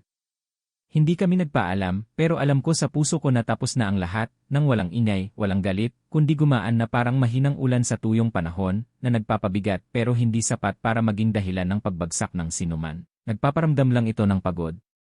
Nang gabing iyon, dinala ko ang aking bag at bumalik ako sa aking apartment, ang lugar na nakapangalan sa aking mga magulang.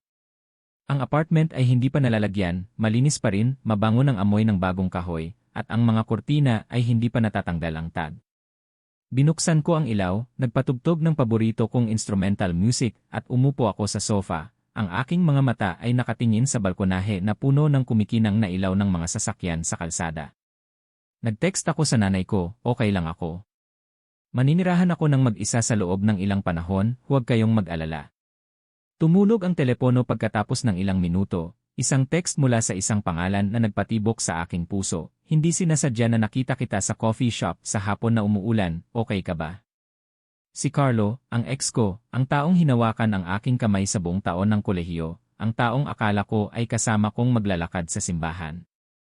Pero pumunta siya sa France para mag-aral at naghiwalay kami dahil sa distansya, dahil sa uncertainty ng hinaharap.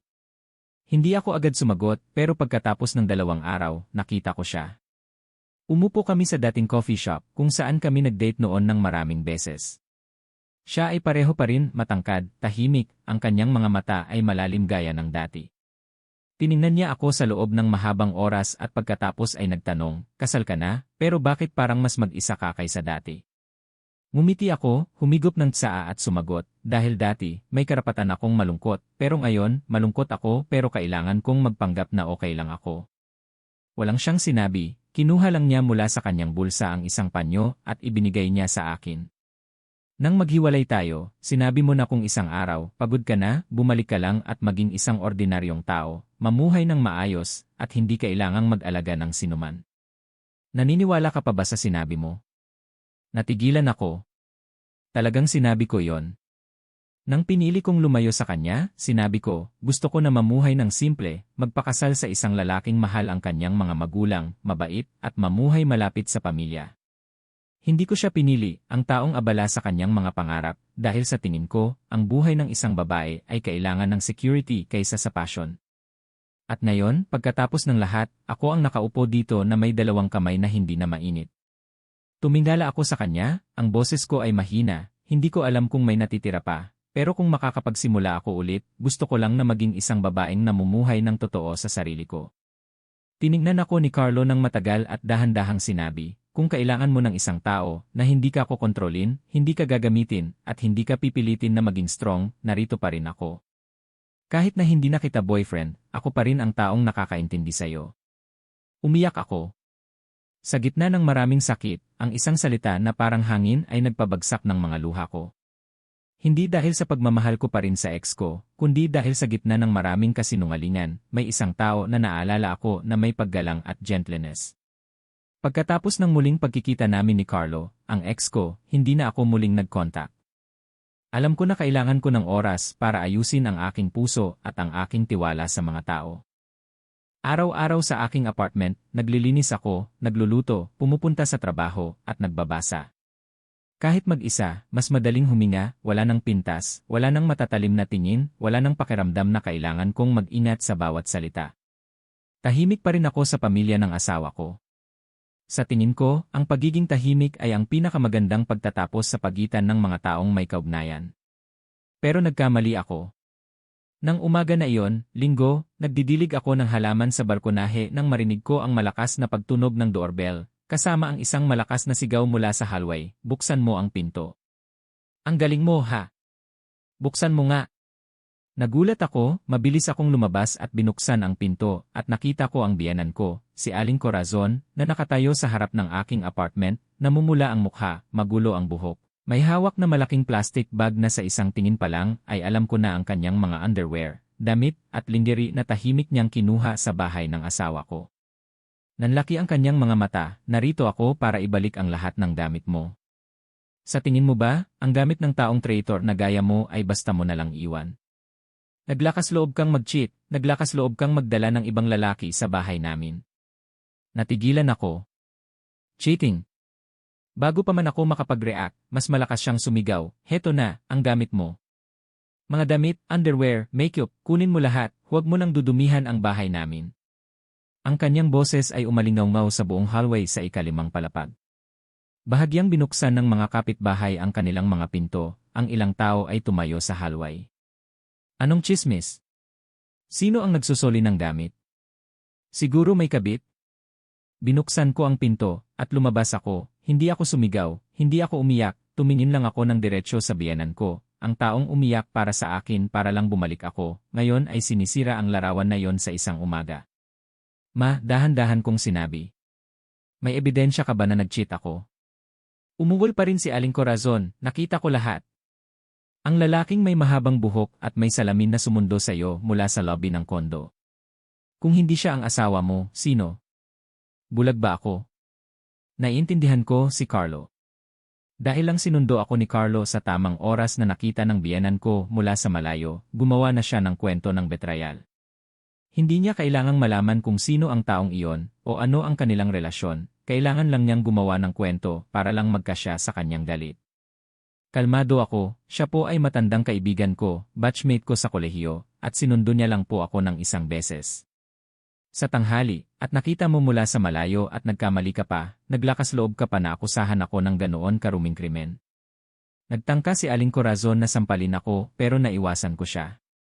Sa sandaling iyon, narinig ko ang tunog ng mga sapatos na tumatakbo sa hagdan. Isang pamilyar na boses ang narinig.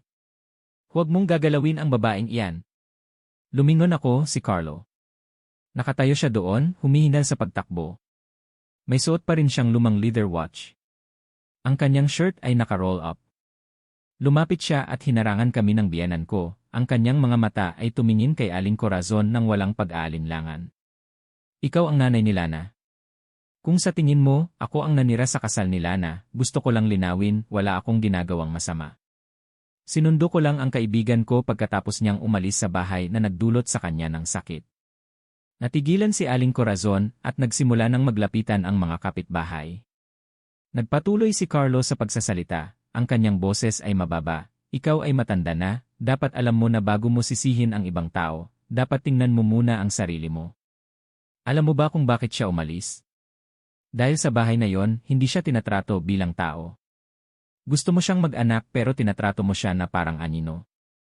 Gusto mong makuha ang kanyang ari-arian pero hinihingi mo ang karangalan. Ganyan ang pagtrato mo sa manugang mo na ngayon ay kinakaawaan ng buong kondo. Ang kanyang mga salita ay nagpatahimik sa buong hallway. Hindi makasagot si Aling Corazon. Nanginginig ang kanyang kamay, nahulog ang bag, at nalaglag ang ilang lumang pajamas, ilang dresses na dati kong sinusuot sa bahay. Tumalikod siya at umalis, hindi siya tumingin sa sinuman, at walang sinabi. Yumuko ako para pulutin ang mga gamit. Tinulungan ako ni Carlo, hayaan mo na ako. Huwag ka nang yumuko. Sapat na ang tagal mo nang nakataas ang ulo. Panatilihin mo lang ang kapayapaan mo. Umiyak ako. Sa harap ng maraming tao, pinabayaan ko ang aking mga luha. Hindi dahil sa self-pity, kundi dahil sa unang pagkakataon, may nagsabi ng mga salita na matagal kong tinago sa aking puso sa loob ng maraming buwan. Pagkatapos ng gulo ng umaga na yon, naging talk of the town ako sa buong kondo. Pero walang sinuman ang nag-judge o umiiwas sa akin. Sa kabaligtaran, pagdaan ko sa hallway, marami ang tumatango at nagpapakita ng simpatya. May isang kapitbahay na babae sa itaas na pumunta sa akin, naglagay siya ng isang bag ng mainit na lugaw sa mesa, at mahina niyang sinabi, napakalakas mo, hindi lahat ng babae ay may lakas na tumayo ng tuwid na tulad mo. Mahina akong umiti at nagpasalamat, pero sa loob ng aking puso, hindi pa ako gaanong kalmado. Ang lahat ng pretense ay natanggal, ang lahat ng fake love ay natunaw. Sa tingin ko, ito na ang katapusan. Pero may isa pang layer ang katotohanan. Isang layer na nagpabagsak sa akin, ang taong akala ko ay wala ng luha, umiyak ako, pero umiyak ako dahil sa naabot ko na ang ilalim ng tiwala. Nang gabing iyon, binuksan ko ang aking telepono at nakita ko na nagpadala sa akin si Carlo ng isang larawan na may kasamang maikling mensahe, kailangan mong malaman kung sino ang nasa likod ng lahat. Binuksan ko ang larawan, ito ay isang screenshot ng isang text message.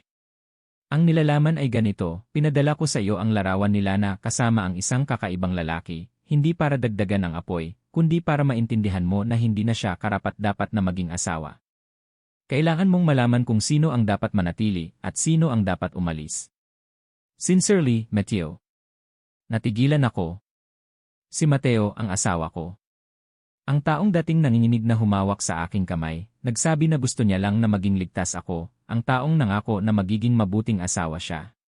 Kung gayon, siya ang sumaksak sa akin sa likod. Agad akong tumawag kay Carlo, ang boses ko ay nanginginig, sigurado ka ba na totoo ito? Baka may gumaya. Mabilis na sumagot si Carlo, may kaibigan ako sa customer service ng telecommunications company. Sinuri ko at ito ay ang number ni Mateo. Hindi ko sana ibabalita sa'yo. Pero sa tingin ko, dapat mo nang malaman para matapos na ang lahat. Binitawan ko ang telepono, ang puso ko ay parang pinipiga. Hindi ako natulog ng gabing iyon. Patuloy akong nag-isip, bakit? Dahil hindi ako nakinig sa kanya. Dahil hindi ko ibinigay ang land title sa kanyang pamilya. Dahil hindi ako nag-anak sa tamang oras na gusto niya. Ang isang mabuting asawa ay pipiliin na makipag-usap, ang isang masamang asawa ay pipiliin na manahimik. Pero ang asawa ko, pinili niyang itulak ako sa putik para magkaroon ng dahilan ang kanyang pamilya na batuhin ako.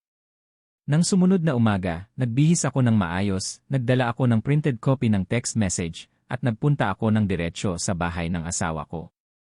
Pagkakita sa akin ni Aling Corazon, sumimangot siya, "Bakit ka nandito? Walang lugar para sa two-faced na babae na gaya mo sa bahay na ito." Ibinigay ko sa kanya ang papel, "Basahin mo." Ang taong nagpadala sa iyo ng text message na nag-aakusa sa akin ng cheating ay ang anak mo mismo. Kinuha niya ang papel at ang kanyang mga mata ay nanliit habang nagbabasa. Pagkatapos ng ilang segundo, nagbago ang kanyang mukha. Lumingon siya ng mabilis at sumigaw, "Mateo! Nasaan si Mateo?" Bumaba ang asawa ko mula sa itaas, at pagkakita sa akin at sa nanay niya na may hawak na copy ng text message, natigilan siya. Sumigaw si Aling Corazon, "Anak! Ipinadala mo sa akin ang mga bagay na ito. Anak kita, bakit ka gumagawa ng ganyang kadungong bagay, Mateo?" Hindi sumagot si Mateo, yumuko lang siya. Lumapit ako ng isang hakbang, tumingin ako ng diretsyo sa kanyang mga mata. "Bakit? Bakit mo kailangang gawin ito? Kung gusto mong makipaghiwalay, magsabi ka lang sana, aalis ako, bakit mo kailangang gumawa ng kwento para paalisin ako na parang magnanakaw?" Nanatiling tahimik si Mateo.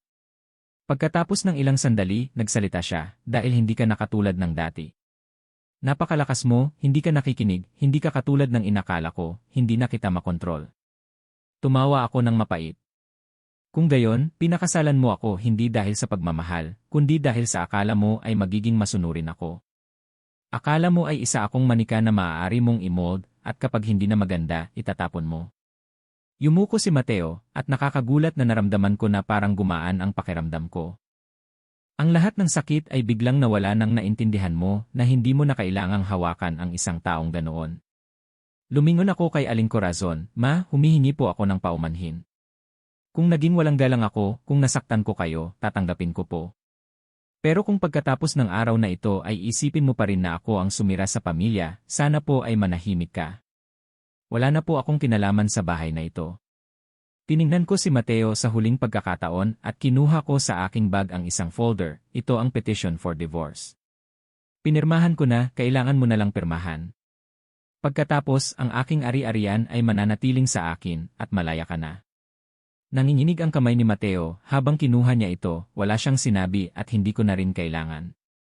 Lumabas ako sa bahay na yon, ang lugar na tinatawag kong pamilya, at naramdaman ko na parang nabunutan ako ng isang bundok. Nakatayo ako sa bakuran, tuminala ako sa langit. Malamig ang hangin, mahina ang sikat ng araw. Ang pakiramdam ng kalayaan ay hindi ang kawalan ng problema, kundi ang pag-alam kung ano ang dapat mong bitawan para lang mapanatili ang iyong sarili. Pagkatapos ng umaga na yon na nagbigay ako ng divorce papers, akala ko, tapos na ang lahat ng relasyon ko sa pamilya ng asawa ko. Bumalik ako sa apartment, inayos ko ang aking closet, naglagay ako ng bagong bulaklak at umupo ako, nakatingin sa sinag ng araw na tumatagos sa kortina, tahimik pero mag-isa. Wala nang tunog ng ibang tao, wala nang hapagkainan kung saan ako ang nagluto pero ako ang nasa dulo. Akala ko, nalagpasan ko na ang lahat ng sakit, pero tumunog ang telepono, isang kakaibang numero pero pamilyar. Sumagot ako, "Hello." Sa kabilang linya, isang matandang boses ng lalaki, dahan-dahan pero emotional, "Lana, si Papa ito, ang dating biyenan mong lalaki." Nagulat ako. Mula nang naging manugang ako, siya ang taong hindi nagsasalita, kalmado, halos hindi nakikialam sa mga problema sa bahay. Dahil doon, may respeto ako sa kanya, pero hindi ako umasa na ipagtatanggol niya ako. Mahina akong sumagot, "Hello po, Papa. Kumusta po kayo?" Ang kanyang boses ay nanginginig, tumawag ako hindi para sisihin ka kundi para makipagkita. Mayroon akong tinatago sa aking puso sa loob ng mahabang panahon, at ngayon hindi ko na ito kayang itago pa. Nag-aalangan ako pero pumayag ako. Nag-usap kami sa isang maliit na coffee shop sa isang alley malapit sa district hospital. Dumating ako ng mas maaga, pagkatapos ay pumasok siya, payat, ang kanyang mga mata ay pagod. Inanyayahan ko siyang umupo, at nag-order ako ng mainit na tsaa. Tiningnan niya ako ng tahimik sa loob ng mahabang oras at pagkatapos ay nagsalita siya. Nang naging manugang ka, gusto kong magsalita pero pinigilan ako ng nanay niya. Ngayon hindi ka na manugang, hindi na ako pwedeng tumahimik pa. Tahimik akong naghintay, ang puso ko'y masikip. Inilagay ng biyanan ko ang kanyang kamay sa mesa, nanginginig ang boses. Alam mo ba na may asawa si Mateo bago ka? Nanlaki ang mga mata ko, ang puso ko ay tumigil sa isang sandali, hindi ko po kailanman narinig ang sinuman na nagsabi noon. Mahina siyang tumango na parang lumunok siya ng malaking bato. Pinakasalan ni Mateo ang unang asawa niya sa edad na 25, isang mabait at masipag na babae na ang pangalan ay Sela. Pinilit siyang magpakasal dahil gusto ng nanay niya na tulungan sila sa pagpapalawak ng tindahan ng tela. Hindi rin nagkaroon ng bigay kaya si Sela, gaya mo. Lumunok ako, nagpatuloy siya sa pagsasalita, ang kanyang mga mata ay watery, nang naging manugang siya sa loob ng wala pang isang taon, nabuntis si Sela, pero hindi siya pinayagan ng nanay niya na mag-leave, pinilit siyang magtrabaho, at asikasuhin ang lahat sa bahay. Isang araw, nawalan ng malay si Sela sa bakuran, dinala siya sa ospital, at namatay ang sanggol sa kanyang sinapupunan, at siya mismo ay hindi nakaligtas dahil sa infection. Sinabi ng doktor na kung na-discover ng maaga, nasagip sana siya. Natigilan ako. Alam ba ito ni Mateo? Tumango siya. Nagkolapse siya sa loob ng isang taon pero ang nanay niya ay parang walang nangyari. Sinabi lang niya na walang silbi kaya hindi nakapag-anak, tama lang na mamatay siya. Narinig ko iyon at parang haunted ako. Hindi ko na napigilan ang aking mga luha. Dahan-dahang kinuha ng biyanan ko ang isang lumang papel, isang larawan ng death certificate na may pangalan ni Sela, 28 taong gulang, namatay dahil sa postpartum infection. Umiyak ako, pa, bakit hindi mo sinabi sa akin ng mas maaga? Tinignan niya ako, ang kanyang mga mata ay parang nagsisisi sa buong buhay niya, dahil sa duwag ako, dahil sa natatakot ako na magagalit ang nanay niya. Pero nang nakita kitang naglalakad ng tahimik na parang anino, parang nabuhay ulit si Sela, ang parehong submissive na tingin, ang parehong katahimikan. Hindi ko na pwedeng mahuli pa ng isa pang beses. Yumuko ako sa mesa, ang puso ko'y durog. Kung gayon, hindi pala ako ang unang na-torment sa bahay na yon. Ang nauna sa akin, isang mabait na babae, ay nagbayad ng kanyang buhay. Sa sandaling yon, naiintindihan ko kung bakit ang biyanan ko ay masyadong strict, masyadong controlling. Hindi lang dahil sa kanyang personality, kundi dahil sa takot siya. Takot siyang mawalan ng kapangyarihan, takot siyang ang manugang ay maging malakas para makatakas sa kanyang mga kamay, takot siyang maiwan. Pero ang paraan na pinili niya ay gamitin ang sakit para itali ang iba imbes na pagmamahal para panatilihin ang mga ito. Hinawakan ng biyanan ko ang aking kamay, kung magsisimula ka ulit, mamuhay ka para sa sarili mo, huwag mo nang hayaan ang sinuman na magdulot ng sakit sa'yo. Tumango ako, nagpasalamat sa kanya at umalis sa coffee shop na nanginginig ang mga binti. Pero ang puso ko ay mas malinaw kaysa kailanman. Mamuhay ako hindi lang para mabuhay kundi para sa mga babaeng impreson sa katahimikan na hindi makapagsalita. Pagkatapos ng usapan ko sa biyanan ko, hindi ako nakatulog sa loob ng ilang gabi. Hindi dahil sa kalungkutan, kundi dahil sa haunted ako ng manugang na si Sela, ang taong dating nasa posisyon ko pero hindi sapat ang swerte para makatakas gaya ko. Naaalala ko pa rin ang tingin ng biyanan ko nang sinabi niya, nakita ko si Sela na nabuhay ulit sa'yo. Hindi iyon nagpagaan sa aking pakiramdam, kundi naramdaman ko na parang mayroon akong utang. Isang bahagi para sa namatay, isang bahagi para sa sarili ko, ang taong dating nasa gitna ng pagpapatawad at pagkamuhi. Naging tahimik ako sa loob ng halos 2 linggo. Sa umaga, pumupunta ako sa trabaho, sa gabi, nagluluto ako ng maliit na hapunan para sa sarili ko. Hindi ko na binabanggit si Mateo, hindi ko na rin iniisip ang biyanan ko. Akala ko, tapos na ang lahat ng nakaraan, pero muli na naman kumatok ang nakaraan. Sa pagkakataong ito, hindi sa pamamagitan ng sigaw kundi sa pamamagitan ng isang sight na nakapagpabigat sa puso ko. Nang hapon na yon, umuwi ako ng mas maaga kaysa sa plano. Pagbaba ko pa lang sa taxi sa harap ng kondo, nakita ko ang isang matandang babae na nakaupo sa gilid ng bangketa. Nakayuko ang ulo, magulo ang buhok, may hawak na crumpled plastic bag. Tiningnan ko siya ng maigi, ang puso ko'y huminto. Ang dati kong biyanan, si Aling Corazon. Nakaupo siya doon sa tabi ng isang poste ng ilaw, sa gitna ng maraming taong naglalakad, walang sinuman ang nakapansin sa kanya. Ang kanyang damit ay marumi, ang tsinelas ay nasa isang gilid, ang kanyang mukha ay wrinkled at puno ng pagod. Hindi ako makapaniwala. Dahan-dahan akong lumapit at mahina akong nagtanong, "Ma?" Nagulat siya, tumingala siya. Nang magtagpo ang aming mga mata, agad na tumulo ang mga luha niya.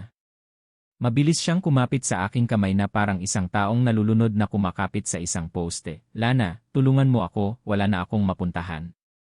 Nanatili ako ng tahimik, ang puso ko ay nag-aagaw. Ang lahat ng larawan sa aking isip ay bumalik, ang pagsigaw niya sa akin sa gitna ng kasal, ang kanyang sarcasm dahil sa hindi ako makakapag-anak, ang paggawa niya ng kwento na nag-cheat ako, ang pamimilit niya na ibigay ko sa kanya ang land title. Ang lahat ng kahihiyan, ang lahat ng beses na tinrato niya ako na parang hindi ako dapat sa kanilang pamilya. Pero ngayon, nakaupo siya sa harap ko na parang isang awa-awang anino ng isang tao na nagsasaani ng kanyang mga karma. Umupo ako at nagtanong, "Ma, bakit nangyari ito sa inyo?" Umiyak siya, pinaalis ako ni Mateo. Ibinenta niya ang bahay sa probinsya at lumipat siya sa ibang babae, at sinabihan niya ako na magrenta na lang ng bahay sa probinsya. Hindi ako pumayag kaya pinalayas niya ako. Sinabi pa niya na sapat na ang sakit na dinulot ko sa ibang tao. Natigilan ako. Ang lalaking iyon, ang taong dating nanahimik nang ibuli ako ng nanay niya, ngayon ay pinaparusahan ang kanyang sariling ina. Pero hindi ako masaya, nilalamig lang ako, dahil iyon ang totoong ugali niya. Hinawakan ni Aling Corazon ang aking kamay, ang kanyang boses ay nanginginig. "Lana, alam kong nagkamali ako mula sa simula hanggang sa dulo, pero ngayon wala na akong sinuman." Ang mga kamag-anak ay tumalikod sa akin, ang mga kapitbahay sa probinsya ay umiiwas sa akin dahil nalaman nila ang nangyari.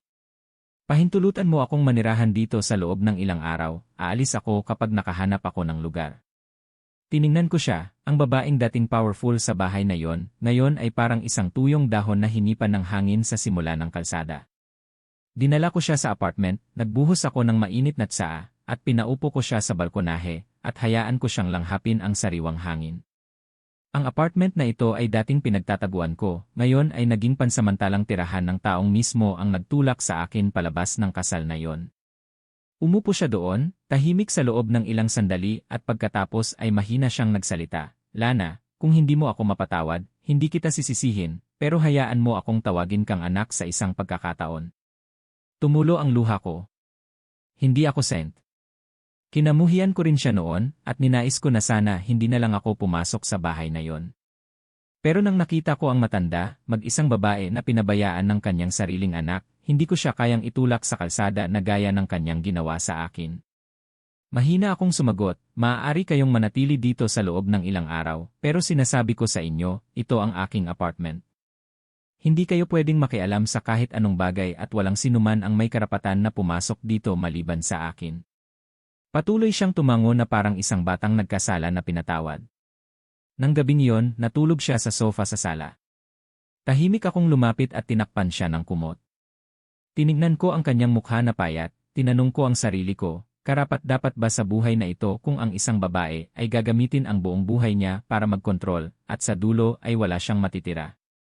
Ang mga araw na nanatili ang dati kong biyenan sa aking apartment ay tahimik. Siya ay napakaiba, hindi na siya nagrereklamo, hindi na siya sarcastic, hindi na siya gumagalaw ng kahit anong bagay nang hindi nagtatanong. Ang pagkain na niluluto ko, tahimik niyang kinakain, at minsan ay nagpapasalamat pa siya. Hindi ako sanay sa ganoong gentleness, pero hindi ko rin siya tinutulak papalayo. Alam ko na sinusubukan niyang magbago. Isang hapon, may hawak siyang isang tela na hindi pa tapos tahiin at umupo siya sa tabi ko, mahina ang boses, "Lana, wala na akong pera, pero alam ko na nasaktan kita ng sobra. Hindi ako umaasa na mapapatawad mo ako, gusto ko lang na tulungan ka sa pagluluto at paglilinis ng bahay, para magbayad sa aking mga kasalanan." Tiningnan ko ang kanyang kamay, ang mga daliri ay wrinkled na pero pamilyar pa rin sa mga detalye. Bigla akong naramdaman na emosyonal. Kahit papaano, siya ang nanay ng taong tinawag kong asawa, ang nanay na sinubukan kong itrato ng taos puso, kahit na puro bitterness lang ang natanggap ko. Hindi ako sumagot, tahimik akong tumango. Akala ko magtatapos na ang lahat doon. Ang isang karma ay natapos na, ang taong nagkamali ay natuto na, pero ang buhay ay hindi ganoon kasimple. Lalo na kapag sa likod ng kapayapaan, biglang may ibang anino na tahimik na pumasok. Nang gabing iyon, natutulog ako nang tumunog ang telepono, isang kakaibang numero ang tumawag. Higit sa -11 na ng gabi, nag-aalangan ako pero sumagot ako. Ang boses ng isang babae ay naging matalim at mababa, ikaw si Lana, ang ex-wife ni Mateo. Nag-inat ako. Sino ka? Bakit ka tumatawag sa ganitong oras? Tumawa ang nasa kabilang linya, ako ang taong kasama ni Mateo ngayon, maaari mo ring tawagin akong bago niyang asawa. Tumawag ako para sabihan ka na mag-ingat kay Aling Corazon kung ayaw mong mawalan ulit ng lahat gaya ng dati. Natigilan ako, ang puso ko'y nilalamig, ano nang sinasabi mo? Sinikap kong manatiling kalmado. Hindi ko gusto na patuloy na bumabalik-balik sa iyo ang babaeng iyon, nagpapanggap na nagsisisi.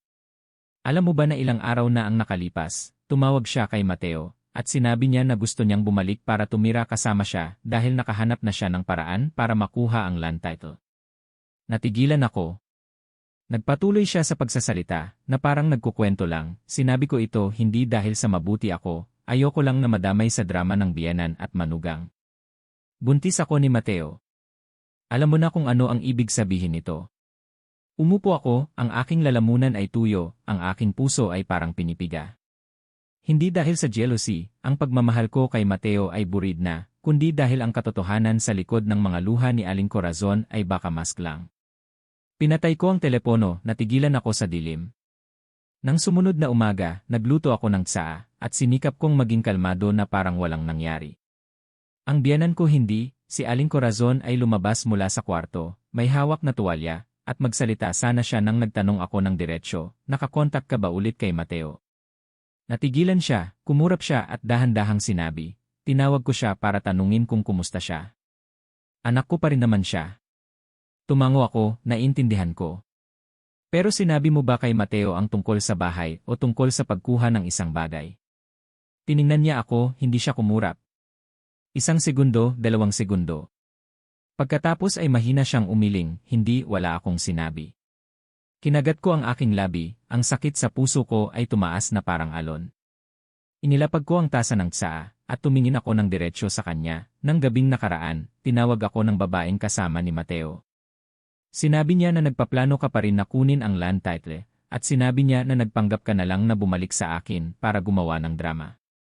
Natigilan si Aling Corazon, ang kanyang mukha ay namutla. Hindi ko na kailangan ng kanyang confirmation.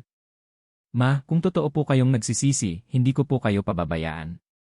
Pero kung tingnan niyo po ako bilang chess piece, pasensya na po, hindi ko na po kayang magpatawad pa. Nanginginig siya, Lana, ako eh.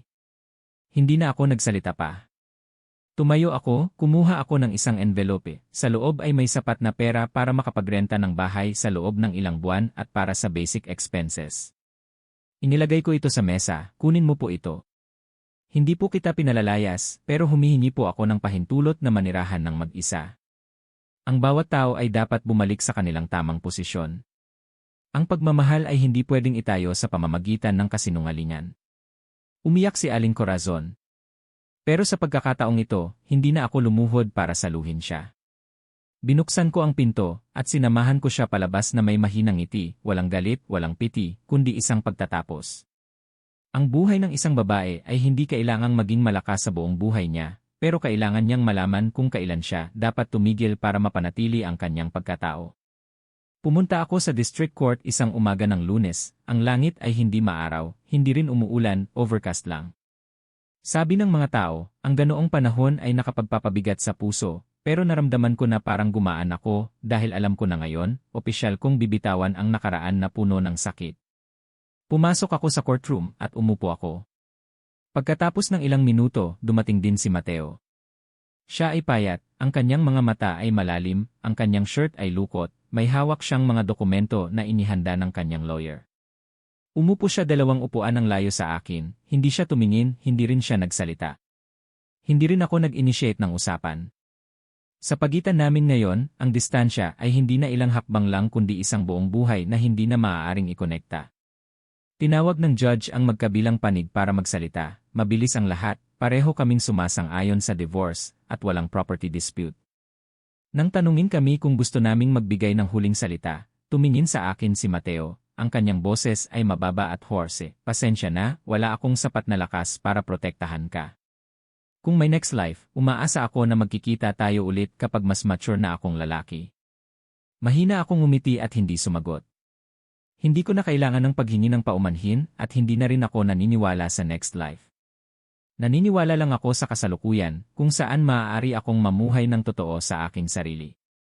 Hindi dahil sa sinuman, kailangan kong yumuko, hindi dahil sa sinuman, kailangan kong magtiis. Natapos ang hearing, lumabas ako sa korte at huminga ako ng malalim.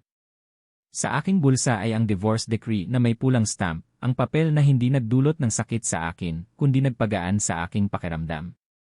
Sa harap mismo ng gate, nakita ko ang isang tao na naghihintay, si Carlo. Naka-white shirt siya, may hawak na isang tasa ng mainit na kape, ibinigay niya sa akin, at mahina siyang umiti. Alam ko na ngayon, kailangan mo ng isang tao na hindi magtatanong, hindi magpapayo, at tahimik lang nasasamahan ka. Kinuha ko ang kape at mumiti ako, ginawa mo ang tama. Hindi na kami nag-usap pa. Sinamahan niya ako pabalik at huminto ang sasakyan sa ilalim ng kondo.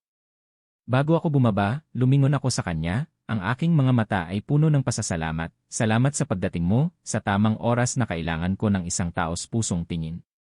Hindi niya ako pinigil, hindi na rin siya nagsalita pa. Naiintindihan namin na hindi namin kailangang bigyan ng pangalan ang aming relasyon, kailangan lang naming malaman na pagkatapos ng lahat ng gulo, maaari pa rin naming tingnan ang isa't isa ng may sinseridad, sapat na yon. Pagkatapos ng ilang buwan, nagpalit ako ng trabaho, umalis ako sa dati kong kumpanya, kung saan ako dating umuupo na may namumulang mga mata dahil sa pagtitiis. Nagtrabaho ako sa isang non-profit organization, kung saan nakilala ko ang mga babaeng nakaranas ng sakit na gaya ng sa akin. Kinwento ko sa kanila ang aking kwento, hindi para ibalik ang sakit kundi para patunayan na kaya nating lampasan ang dilim at panatilihin pa rin ang liwanag sa ating mga puso. Minsan, nakatanggap ako ng balita na ang dati kong biyenan, si Aling Corazon, ay nagtatrabaho sa isang karinderya malapit sa palengke. Dumaan ako at nakita ko siya na nagdadala ng mga tray ng pagkain, ang kanyang buhok ay puti na at ang kanyang likod ay yumuko. Nakita niya ako at natigilan siya, hindi ako umiwas, tumango lang ako bilang pagbati. Yumuko siya na parang may gustong sabihin pero tumigil siya. Hindi na ako pumasok, hindi na ako nagsalita pa, pero sa aking puso, ang lahat ng galit ay tahimik na. Nagbayad na siya sa lahat ng kanyang ginawa. Ako naman, sapat na ang edad ko para maintindihan na ang pagpapatawad ay hindi dahil sa karapat-dapat ang isang tao, kundi dahil sa karapat-dapat akong maging mapayapa. Isang taon na ang nakalipas, nakatayo ako sa rooftop ng aking apartment. Sa tabi ko si Carlo, na ngayon ay isang matalik na kaibigan. Magkasama naming inorganisa ang isang maliit na pagtitipon para sa mga single women sa kondo. Kinwento ko ang aking kwento, nakinig sila at kinwento rin nila ang sa kanila, at lahat kami ay tumawa sa ilalim ng sunset. Ako ang manugang na ininsulto sa kasal, ang pinagdudahan, niloko, at pinagtaksilan, ang umalis sa kasal na walang-wala, maliban sa aking dignidad. Pero tumayo ako, walang sama ng loob at hindi ako lumingon.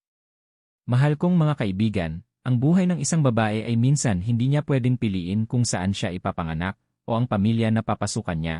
Pero maaari niyang piliin kung paano siya mamumuhay at kung paano niya ipagtatanggol ang sarili niya. Ang kwento ngayon ay hindi lang ang journey ng isang manugang na inapi, ininsulto, at tinulak sa pinakadulo ng sakit, kundi ang journey din ng isang babae na natutong tumayo, bumitaw, at magpagaling sa sarili niya. Mula sa isang taong kinamuhian ng biyenan dahil sa walang bigay kaya, pinagtaksilan ng asawa, at inapi ng pamilya ng asawa, ang karakter sa kwento ay naglakas loob na umalis, pumili ng sarili niyang buhay at mamuhay ng karapat-dapat. Ang pinakamahalaga, hindi niya pinili ang paghihiganti, hindi niya pinili ang bitterness, kundi pinili niya ang pagpapatawad para maging malaya, pinili niya ang pagbitaw para maging mapayapa, at pinili niyang mamuhay ng maayos para hindi maging katulad nila. Mahal na mga ladies and gentlemen, kung mayroon man na nakasakit sa iyo, huwag kang gumanti. Hayaan mo ang karma ang bahala. Ang kailangan lang nating gawin ay panatilihin ang ating integrity, mamuhay ng totoo sa ating sarili, at huwag kailanman mawala ang ating sarili dahil sa sinuman. Kung ang kwento na ito ay nakatouch sa iyong puso, mangyaring isubscribe, i-like at i-share para maikalat ang mga halaga ng maayos, malakas, at matatag na pamumuhay sa mas maraming tao.